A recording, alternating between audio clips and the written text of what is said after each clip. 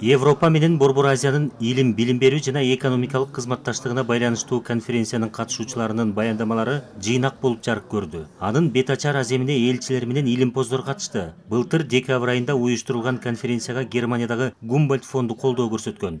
Бир нече өлкөнүн өкүлдөрү батыш мамлекеттери менен Борбор Азиянын карым-катышына байланыштуу маанилүү маселелерди көтөрүшкөн.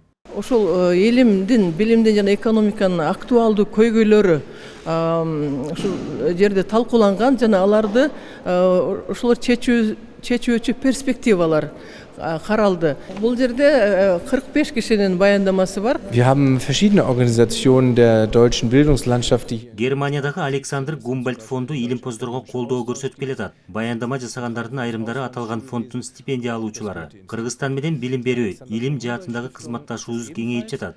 Немис тилин үйрөнүүгө кызыктар жаштардын көбөйүшү да бизди кубандырууда.